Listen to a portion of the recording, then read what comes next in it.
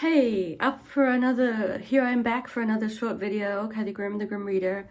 So this project is a little amorphous and less clear on, well, let me just tell you what it is. It's sort of an addendum to the classics one because it's about philosophy, and it's been a recurring theme of my life that people have told me that I need to be more stoic, that I lack stoicism. Not that I didn't know that, being an anxious person, being a neurotic person. I remember one of my best students telling me when stuff was going down at one of my places, because it seems to be a pattern of me that stuff would go down involving me, not in a good way at my places. Not that I had much to do with it except being me. And he said, you need to be more stoic. And from him, I took it because he was smart. He wasn't just being sassy or cheeky or putting me in my place. I mean, he maybe was, but it's okay. It was fine.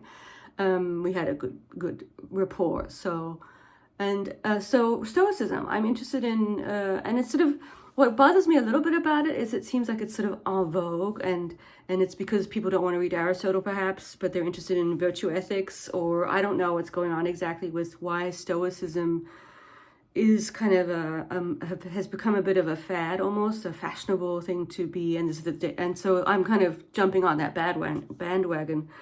And I think part of why I'm resonating with it, at least at the superficial level, since I don't know that much about it, is because of, at least until the medication, I was overly sensitive to my environments, to things that, despite them being not under my control, I would still be very reactive to noise and sounds and smells. And it's better now with me being in a better space, but I'm still sort of thinking having a kind of stoic mindset might be helpful. And so one thing I've done is there's a website called the Stanford Encyclopedia of Philosophy, and I have joined them so that I've given them a tiny bit of money so that I can download PDFs, which I tend to do and then not read, but I will try and read these. And so I'll probably download either the one about Stoicism, which isn't, they've updated it, probably because of the interest in these teachings, or I'll just go download the one about the person whose book that I did buy. Now, I bought this a while ago. This is not a super recent acquisition, but I got the Meditations.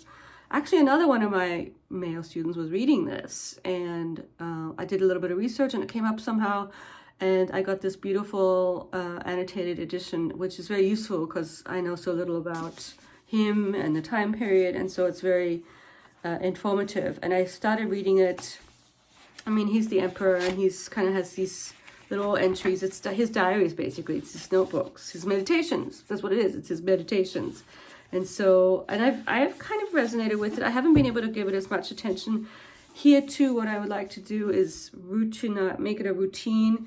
And so to that end, I did jump on this other bandwagon and bought Ryan Holiday. He's one of the modern day interpreters of Stoicism, and he has a website, I think, and he has this Daily Stoic.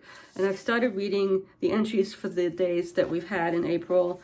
And some of them I'm like, oh no, I don't like this one. And then some of them I like. So I think it's sort of, and in a way, so what the setup is that he'll have a quote from a Stoic person, Seneca or my guy, Aurelius, sometimes other people.